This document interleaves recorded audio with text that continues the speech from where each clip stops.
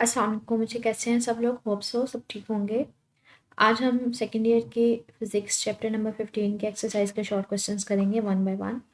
So let's just start. First short question है, वो कहते हैं does the induced EMF in A circuit depends on the resistance of the circuit. कि जो circuit में EMF induce हो रही होती है वो रेजिस्टेंस पर डिपेंड करती है। और दूसरा इसका पार्ट है कि induce current depends on the resistance of the circuit. Induce current depend करती है रेजिस्टेंस के ऊपर। पहले हम फर्स्ट पार्ट की बात करेंगे। कहते हैं जो इंड्यूस्ड ईएमएफ है वो रेजिस्टेंस के ऊपर डिपेंड नहीं करती। ठीक है, तो यहाँ पे ये लिखा हुआ no it does not depend on the resistance. जो फैराडेस लॉ का फार्मूला हम ये पढ़ते आए हैं कि जो ईएमएफ होती है वो किसके इक्वल होती है, N delta phi by delta t. पीछे इस फार्मूले में आपको नज़र भी आ रहा होगा कोई रेजिस्टेंस का सिंबल तो नहीं है ना, ना कोई रेजिस्टेंस शो हो रही है। जो ईएमएफ होती है वो सिर्फ डिपेंड कर रही होती है चेंज इन फ्लक्स के ऊपर, कि फ्लक्स किस तरह से चेंज हो रहा है। इसलिए ईएमएफ रेजिस्टेंस के ऊपर डिपेंड नहीं करती। लेकिन अगर हम लोग करंट की तरफ देखें, जो इंड्यूस्ड करंट होता है ना, उसका फार्मूला होता है ईएमएफ डिवाइडेड बाय आर। मतलब यहाँ पर रेजिस्टेंस का फार्मूला आ रहा है, रेजिस्टेंस का सिंबल आ रहा है, तो इसका मतलब है इंड्यूस्ड करंट रेजिस्टेंस के ऊपर डिपेंड करती है। ठीक है, तो ये मोस्ट कॉमनली शॉर्ट क्वेश्चन पूछा जाता है। नेक्स्ट शॉर्ट क्वेश्चन है, कहते हैं a square loop of wire is moving through uniform magnetic field. कि एक लूप है वो यूनिफॉर्म मैग्नेटिक फील्ड में से पास ऑन कर रही है। The normal to the loop is oriented parallel to the magnetic field. जिस डायरेक्शन में मैग्नेटिक फील्ड है उसी डायरेक्शन में लूप का एरिया वेक्टर है।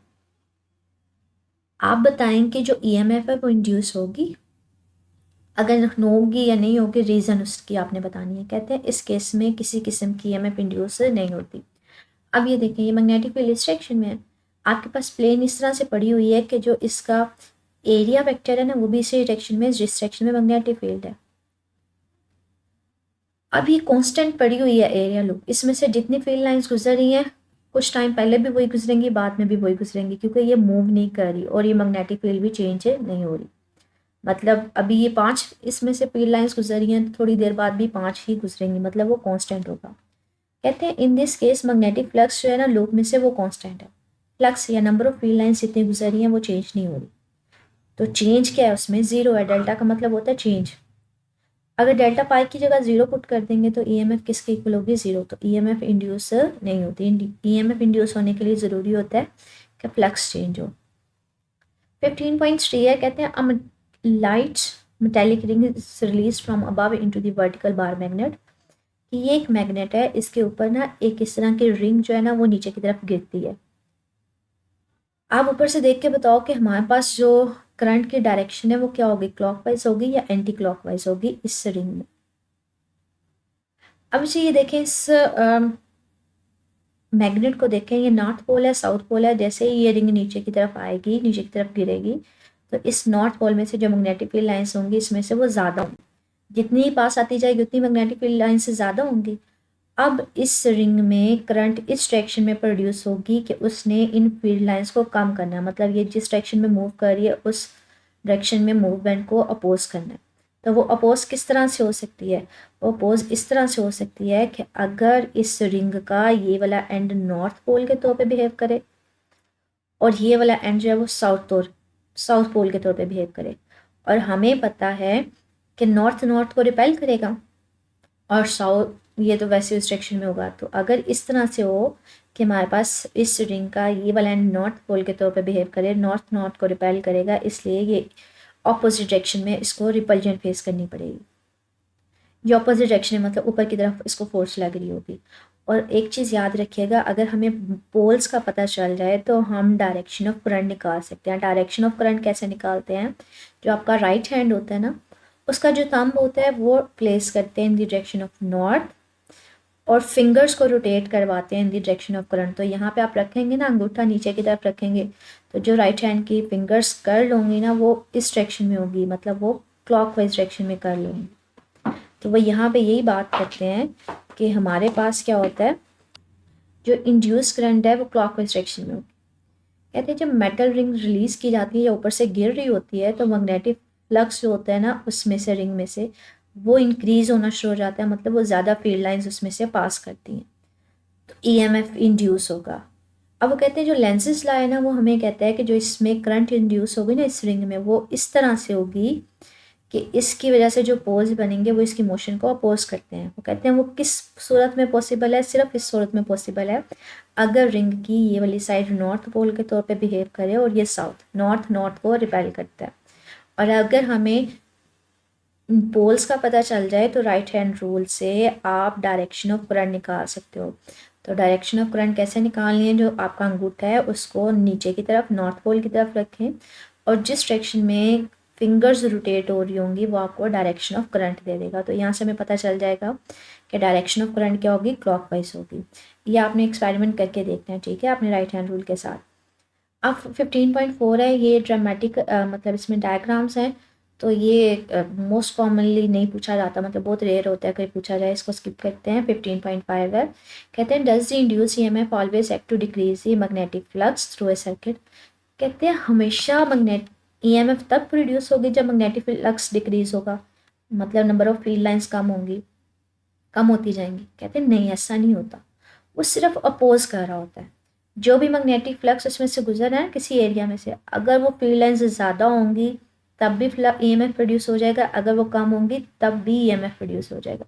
मतलब अपोज करना है कि अगर फील्ड लाइंस क्या होंगी, ज़्यादा हो रही होंगी, तो जो ईएमएफ प्रोड्यूस होगा ना वो उसको कम करने की ट्राई करेगा।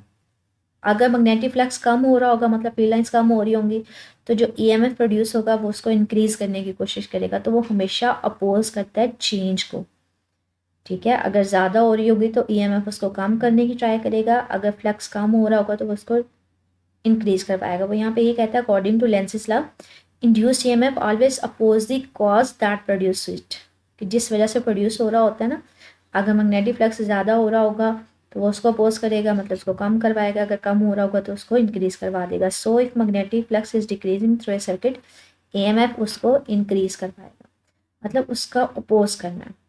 नेक्स्ट शॉर्ट क्वेश्चन है, कहते हैं when the switch in the circuit is closed, a current established in the coil and emitter ring jumps upward y।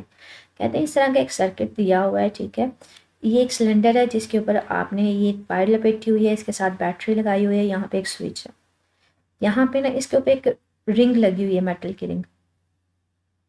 Question ये है, कहते हैं अगर आप इस स्विच को क्लोज कर देते हो ना, ये वाले स्विच को क्लोज करने का मतलब है इसको बंद कर देते हो, और बंद कर दोगे तो क्या होगा, इसमें से करंट फ्लो करना शुरू हो जाएगा, करंट की डायरेक्शन कुछ ही होगी, ठीक है।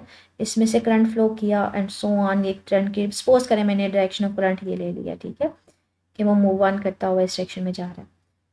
अब इसमें से मूव ऑन करेगा, जब इसमें से करंट फ्लो करेगी तो इसका एक एंड जो है वो नॉर्थ पोल के तौर पे बिहेव करेगा और एक साउथ पोल के तौर पे। मैं सपोज करती हूँ कि जब इसमें से इस डायरेक्शन में करंट जा रही थी तो ये नॉर्थ पोल था और ये साउथ पोल के तौर पे बिहेव करना शुरू किया, मतलब मैग्नेट के तौर पे बिहेव करना शुरू किया। तो क्या होगा, ये जो रिंग होगी इसमें पहले जब ये स्विच ओपन था तो किसी किस्म की मैग्नेटिक फील्ड लाइन गुजर नहीं रही थी, लेकिन जैसे ही आपने स्विच क्लोज किया तो करंट फ्लो करने की वजह से इस रिंग में से मैग्नेटिक फील्ड लाइंस गुजरना शुरू हो गई, और जब मैग्नेटिक फील्ड लाइंस गुजरेंगी तो जो इसमें ईएमएफ प्रोड्यूस होगा वो क्या करेगा, इस चेंज को अपोज करने की तरफ वजह से करने के लिए बाइक की तरफ जंप कर जाएगा। तो यहाँ पे यही कहते हैं कि जब स्विच क्लोज करते हैं तो करंट मूव ऑन करना शुरू हो जाती है ज़ीरो से मैक्सिमम, मतलब पहले ज़ीरो थी, बाद में क्या होना शुरू हो जाती है, वो मैक्सिमम। इसलिए रिंग में से भी magnetic field lines pass on करती हैं, फ्लक्स पास ऑन करता है, जिसकी वजह से इसमें रिंग में ईएमएफ प्रोड्यूस होगी, और उस ईएमएफ को वो क्या करेगी, इस जो चेंज इन फ्लक्स आ रहा है इसको अपोज करने के लिए बाइक की तरफ जंप कर देगी। कहते हैं इसका दूसरा पार्ट क्या है, क्या होगा अगर आप बैटरी की पोलैरिटी भी चेंज कर दो। मतलब क्या है कि आप अब इस साइड को नेगेटिव कर दो, इस साइड को पॉजिटिव कर दो, इसमें कुछ फ़र्क नहीं आएगा, इसमें सिर्फ और सिर्फ फ़र्क ये आएगा कि आपके पास पहले डायरेक्शन ऑफ करंट ये है, बाद में इसका इन्वर्स हो जाएगी। इसका इन्वर्स किस तरह से आप ले सकते हैं, बाद में आप इस डायरेक्शन में, मैं इसको अगर सारे को रिमूव कर दूँ कि स्टार्टिंग में स्विच ओपन है, किसी किस्म की करंट नहीं है, आपने पोलैरिटी चेंज की, इस साइड पे नेगेटिव कर दिया, इस साइड पे पॉजिटिव कर दिया। अब जो पहले डायरेक्शन ऑफ करंट थी वो जो भी थी अब उसके ऑपोजिट हो जाएगी, यह डायरेक्शन ऑफ करंट हो जाएगी। तो अब क्या होगा, ये एंड नॉर्थ होगा और मे भी ऊपर वाला साउथ हो, लेकिन ये स्टिल मैग्नेट के तौर पे भी बिहेव करेगा ना, स्टार्टिंग में इस रिंग में से किसी किस्म के मैग्नेटिक फील्ड लाइंस नहीं गुजरी थी, लेकिन जैसे ही आपने ये स्विच को ऑफ किया और पोलैरिटी चेंज की तो इसमें से मैग्नेटिक फील्ड लाइंस गुजरेंगी, दोबारा से इसमें ईएमएफ प्रोड्यूस होगा। वो ईएमएफ जो प्रोड्यूस होगा इस चेंज को अपोज करने के लिए जंप कर जाएगा, तो दोनों डायरेक्शन में, दोनों केसेस में क्या करेगा, मैग्नेटिक फ्लक्स को उसने डिक्रीज करवाना है। और ये कौन सा लॉ हमें बता रहा होता है, ये हमें लेंज़िस लॉ बता रहा होता है। नेक्स्ट शॉर्ट क्वेश्चन है, कहते हैं दी shows a coil of wire in the xy plane. A magnetic field directed along the y-axis around which of the three coordinate axes the coil be rotated in order to generate the EMF and a current in the loop. EMF produce होने के लिए ज़रूरी है कि magnetic field lines change हो, मतलब magnetic flux change हो, कम ज़्यादा हो रही हो। कहते हैं ये हमारे पास एक डायरेक्शन है, ये वाई एक्सिस है, ये जी एक्सिस है और ये एक्स एक्सिस है। आपके पास जो मैग्नेटिक फील्ड है सारी की सारी वाई एक्सिस में है। आपके पास ये जो प्लेन है, ये एक प्लेन सा पड़ा हुआ है, कॉइल सी पड़ी हुई है, ये किस डायरेक्शन में है, ये एक्स और वाई में है। आप बताओ इसको किस डायरेक्शन में मूव करवाएंगे तो फ्लक्स चेंज होगा। अच्छा, अगर ये जो अब इसमें से देखें किसी किस्म की फील्ड लाइंस नहीं ना गुजरी, या इसके ऊपर से गुजरी है या नीचे से गुजरी है, इसके अंदर से नहीं गुजरी। कहते हैं अगर मैं इसको long the Z axis move करवाऊंगी ना ऊपर की तरफ, इसको ऐसे ऊपर घसीटते हुए लेके जाऊंगी, फिर भी इसके ऊपर से गुजरेंगी या नीचे से गुजरेंगी तो किसी किस्म का फ्लक्स में चेंज नहीं आएगा। अगर मैं इस कॉइल को पकड़ के आगे की तरफ घसीटना शुरू कर दूँ फिर भी कोई फ़र्क नहीं पड़ेगा, फिर भी उसके ऊपर से ये नीचे से गुजरेंगी। तो वाई और जी में किसी किस्म का फ़र्क नहीं पड़ेगा। लेकिन अगर मैं इसको उठा के खड़ा कर दूँ तो इसमें से फील्ड लाइंस गुजरना शुरू हो जाएंगी। तो अगर मैं इसको रोटेट करवाऊंगी अलॉन्ग द एक्स एक्सिस तो मैग्नेटिक फील्ड लाइंस उसमें से गुजरेंगी, मतलब चेंज होगा फ्लक्स, जिसकी वजह से उसमें ईएमएफ इंड्यूस होगा। लेकिन अगर आप उसको इसी तरह से अलॉन्ग दी वाई एक्सिस आगे घसीटना शुरू कर दें या ऊपर की तरफ मूव करवाना शुरू कर दें तो किसी किस्म की फील्ड लाइन चेंज नहीं होंगी, तो ईएमएफ भी प्रोड्यूस नहीं होगा। नेक्स्ट शॉर्ट क्वेश्चन है, कहते हैं how would you position a flat loop in the changing magnetic field that there is no EMF is induce. कि आप लूप को किस तरह से रखें मैग्नेटिक फील्ड में कि उसमें किसी किस्म का ईएमएफ इंड्यूस ना हो। ये देखें हमसे इस डायरेक्शन में मैग्नेटिक फील्ड है, जो प्लेन अगर इस तरह से पड़ी हो ना मैग्नेटिक फील्ड के साथ उसी डायरेक्शन में पड़ी हो तो इसको कहते हैं पैरेलल पड़ी हो ना। इस केस में इसमें से किसी किस्म की फील्ड लाइंस नहीं ना गुजरी तो हम कहते हैं इसकी वजह से जो ईएमएफ इंड्यूस होगा वो ज़ीरो होगा। यहाँ पे ये कहते हैं अगर उसको प्लेस करें पैरेलल मैग्नेटिक फील्ड में तो किसी किस्म का ईएमएफ इंड्यूस नहीं होता, क्योंकि उसमें कोई फ्लक्स ही नहीं चेंज हो रहा होता, उसमें कोई फील्ड लाइंस गुजर ही नहीं रही होती, तो इसलिए वो क्या होगा, ज़ीरो होगा। कहते हैं in a certain region the earth magnetic field points vertically downward when a plane flies due to north which wing tip is positively charge. ये यूजुअली हम लोगों ने नॉर्थ वेस्ट ईस्ट साउथ को बताना हो ना, नॉर्थ साउथ ईस्ट वेस्ट को, तो आप इस तरह का प्लस साइन लगाते हो। ये जो राइट साइड होती है ये यूजुअली ईस्ट को शो करती है, ये वाली हमारे पास वेस्ट को, टॉप जो होता है वो नॉर्थ और बॉटम जो होता है वो साउथ को। कहते हैं आपके पास जो मैग्नेटिक फील्ड है ना वो वर्टिकली डाउनवर्ड डायरेक्शन में है, मतलब मैंने डाउनवर्ड को ना यहाँ पे इनवर्ड शो किया हुआ। कहते हैं आपके पास एक प्लेन है जो नॉर्थ की तरफ फ्लाई कर रहा है, आप बताओ इसकी डायरेक्शन जो कौन सा विंग होगा वो पॉजिटिव होगा। मैं कहती हूँ मेरे पास, मैं अगर इसको ड्रॉ करूँ यहाँ पे, ये मेरे पास अगर मैं एक प्लेन बना देती हूँ, फॉर एग्जांपल मैंने एक प्लेन सा बना दिया, ठीक है, ये मैंने एक प्लेन बना दिया, सॉरी, मैं कहती हूँ जो वो मूव कर रहा है वो long the north direction move कर रहा है, और इसके मैंने ये जो विंग्स बना दिए कि मैंने विंग बना दिया लॉन्ग दी ईस्ट और एक मैंने बना दिया लॉन्ग दी वेस्ट। मैग्नेटिक फील्ड इनसाइड है, मूव वो ऊपर की तरफ कर रहा है। आप बताओ कौन सा जो उसका विंग है वो पॉजिटिव चार्ज होगा। बच्चे यहाँ पे ना आप राइट हैंड रूल लगाओगे, जो फर्स्ट फिंगर होगी ना, जो इंडेक्स फिंगर होगी वो अंदर की तरफ शो करोगे इनवर्ड, जो मिडल फिंगर होगी वो अपवर्ड, तो जो आपका थंब होगा ना वो आपके पास वेस्ट की तरफ हो रहा होगा, मतलब जो चार्जेस पॉजिटिव चार्जेस के ऊपर फोर्स लग रही होगी वो किस तरफ लग रही होगी, वेस्ट की तरफ। तो पॉजिटिव चार्जेस सारे के सारे आके यहाँ पे इकट्ठे होना शुरू हो जाएंगे। ये जो टॉपिक, ये क्वेश्चन जो है ना, ये हमने प्रीवियस चैप्टर में पढ़ी थी, राइट हैंड रूल, कि आपने राइट हैंड को इस तरह से प्लेस करना है कि आपकी जो फिंगर है इंडेक्स फिंगर वो इनवर्ड और क्रॉस का मतलब होता है अंदर की तरफ, ठीक है। मैग्नेटिक फील्ड किस तरफ है, अंदर की तरफ। यहाँ पे वर्टिकली डाउनवर्ड इसको अंदर की तरफ शो किया हुआ है। जहाज किस तरफ जा रहा है, ऊपर की तरफ, तो जो मिडल फिंगर होगी वो इस तरफ अपवर्ड होगी, तो जो फोर्स लगेगी पॉजिटिव चार्जेस के ऊपर वो इस तरफ लगेगी टूवर्ड्स द वेस्ट। तो हम कहते हैं वेस्ट जो चार्ज होगा या वेस्ट विंग होगा वो क्या होगा, पॉजिटिवली चार्ज होगा। फोर्स का फार्मूला यही है। आप राइट हैंड रूल लगाओगे तो आप फाइंड आउट कर सकते हो कि वेस्ट विंग टिप क्या होगा, पॉजिटिवली चार्ज होगा। नेक्स्ट शॉर्ट क्वेश्चन है, कहते हैं आप शो करें कि जो आपके पास ईएमएफ है और delta five by delta T का सेम यूनिट है। जो ईएमएफ का यूनिट होता है ना बच्चे वो जॉल पर कूलम होता है। ये हमने इसका डेफिनेशन पढ़ी थी, work done per unit charge होता है, तो आप इसको जॉल पर कूलम भी कर सकते हो। अब इसके फार्मूले से हमने निकालना है कि इसका जो यूनिट होता है ना वो भी जॉल पर कूलम ही होता है। तो delta five by delta T, flux का यूनिट जो होता है वो वेबर होता है। 1 वेबर जो होता है 1 न्यूटन मीटर पर एम्पेयर के इक्वल होता है। ये पर एम्पेयर है, नीचे चला जाएगा तो ये newton metre over ampere second आ जाएगा, तो एम्पेयर सेकंड कूलम के इक्वल होता है। ये प्रूफ हो जाएगा।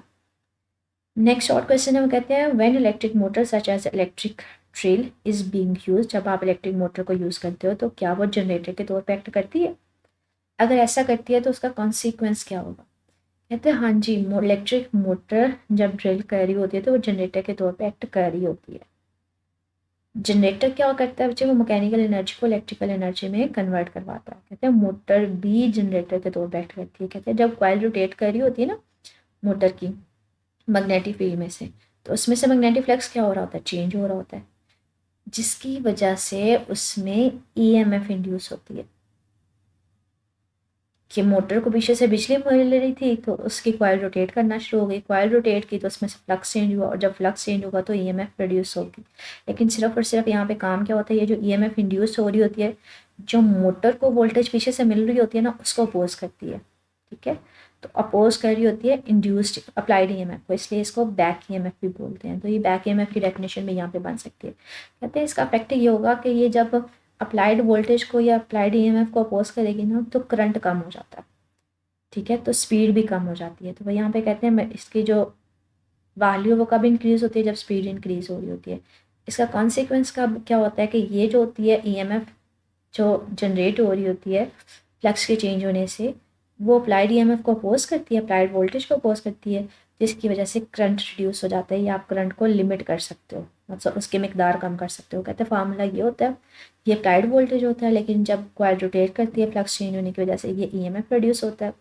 जितना ये ज़्यादा होता जाएगा, माइनस का मतलब होता है ये अपोजिट होता है इस वोल्टेज के, जब माइनस कर दोगे तो करंट क्या हो जाएगी, कम हो जाएगी।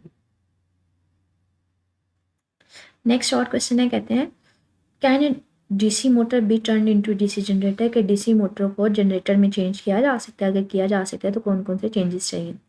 आप लोगों ने जब ये टॉपिक पढ़ा होगा ना तो जनरेटर की और मोटर की दोनों की तकरीबन सेम कंस्ट्रक्शन होती है, तो कहते हैं हाँ जी चेंज किया जा सकता है। लेकिन जो चेंजेस चाहिए होंगे वो क्या होंगे कि आप इलेक्ट्रोमैग्नेट्स को किससे चेंज कर दोगे, परमानेंट मैग्नेट से। जनरेटर को चलाने के लिए आपको क्या चाहिए होती है, मैकेनिकल सोर्स।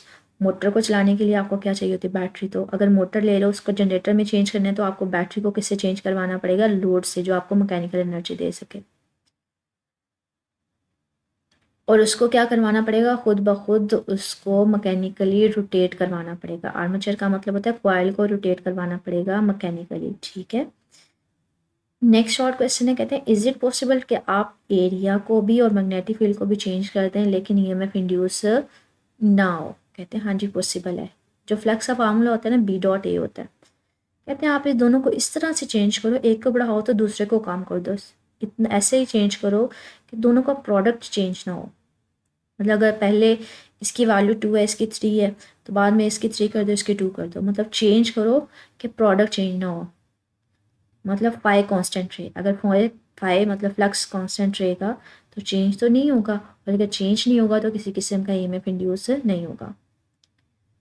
आगे वो कहते हैं can an electric motor be use to drive an electric generator with the output from the generator being used to operate the motor. क्यों कहते हैं ऐसा पॉसिबल है कि जो मोटर की आउटपुट आ रही है उससे आप जनरेटर को रन करवा लो, और जो जनरेटर की आउटपुट आ रही है उससे मोटर को। कहते हैं कॉन्टिन्यूसली ऐसा पॉसिबल नहीं है। अगर ऐसा हम लोग करने लगे कि मोटर की आउटपुट से आप जनरेटर को ऑपरेट करवाना शुरू हो जाए, जनरेटर से आप मोटर को, ये तो एक सेल्फ परपेचुअल सिस्टम बन जाएगा, ये तो कॉन्टिन्यूसली चलता रहेगा। इसका मतलब है इसमें तो कोई लॉस ही नहीं हो रहा। ठीक है, और इसको किसी किस्म की एनर्जी चाहिए ही नहीं रन करने के लिए, ऑपरेट करने के लिए। तो ये किसके अगेंस्ट है, law of conservation of energy के अगेंस्ट है।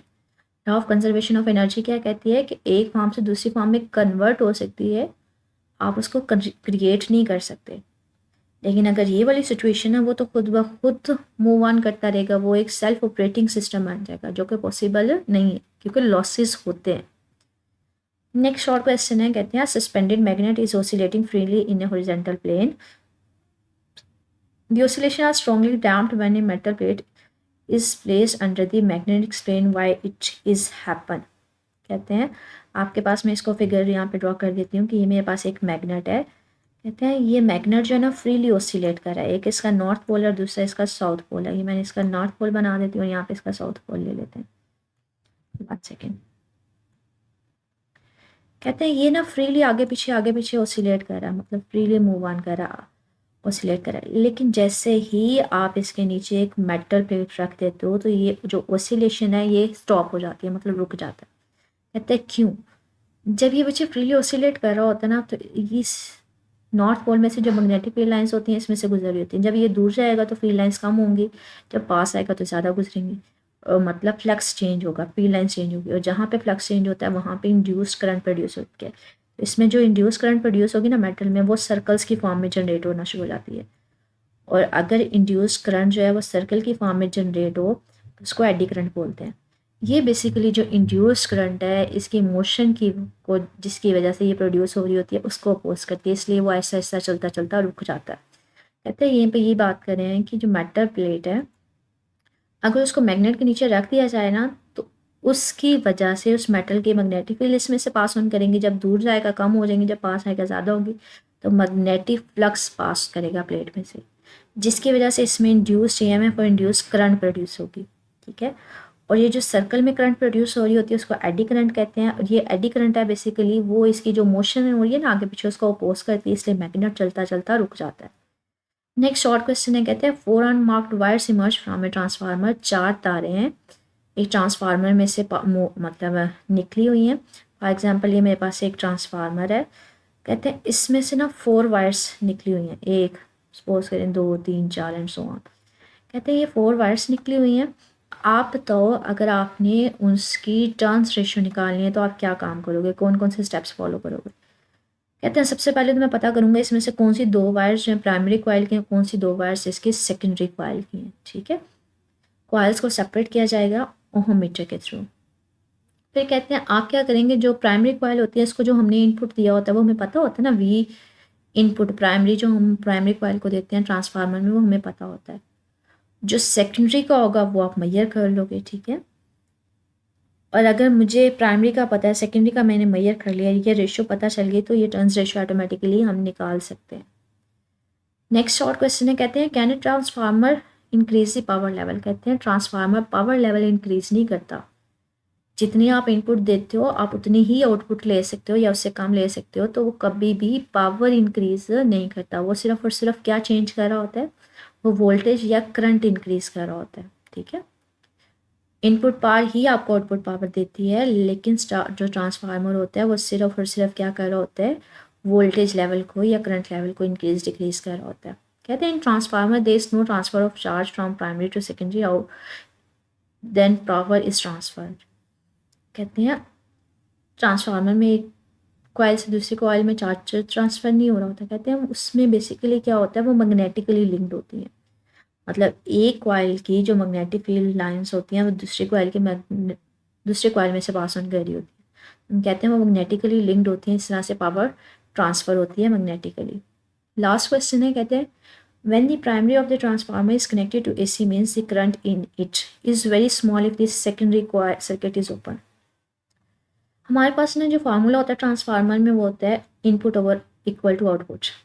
कहते हैं जो सेकेंडरी है वो सर्किट ओपन है, क्लोज नहीं है, तो इसमें से तो किसी किस्म की करंट फ्लो नहीं करेगी, ये ज़ीरो हो जाएगा। अगर ये ज़ीरो होगा, ये ज़ीरो होगा, किसी किस्म की करंट, सर्किट ओपन है क्लोज नहीं है, ये ज़ीरो होगी तो ये साइड टर्म ज़ीरो हो जाएगी। अब ये इक्वल हो जाएगा ज़ीरो के। अब इसमें 2 चीज़ें, या तो ये वोल्टेज ज़ीरो हो सकता है या करंट ज़ीरो हो सकती है। कहते हैं वोल्टेज कभी भी ज़ीरो नहीं होता क्योंकि आपने इनपुट दी होती है, हाँ करंट उसकी वजह से ज़रूर ज़ीरो हो सकती है। सेकंड पार्ट है वो कहते हैं इंक्रीज़ करता है जब सेकेंडरी सर्किट क्लोज होता है। जाहिर सी बात है सेकेंडरी सर्किट क्लोज होगा तो input power is equal to output power होगी, मतलब पावर इन 2 फैक्टर्स के ऊपर डिपेंड करेगी। कहते हैं अगर आपने पावर इंक्रीज़ करनी होगी तो ये तो कांस्टेंट रहेगा जो पोटेंशियल होगा आपने प्राइमरी वोल्टेज को दिया होगा, तो आप हाँ करंट को इंक्रीज़ करवा सकते हो, ये इंक्रीज़ होनी चाहिए, ठीक है। सो ये आपके चैप्टर 14 के शॉर्ट क्वेश्चन से सॉरी चैप्टर 15 हम लोग कर रहे थे उसके शॉर्ट क्वेश्चन से। इससे रिलेटेड आपने कुछ भी पूछना हो तो बच्चे वो मेरे से कमेंट सेक्शन में पूछ सकते हैं। ओके, अल्लाह हाफिज़।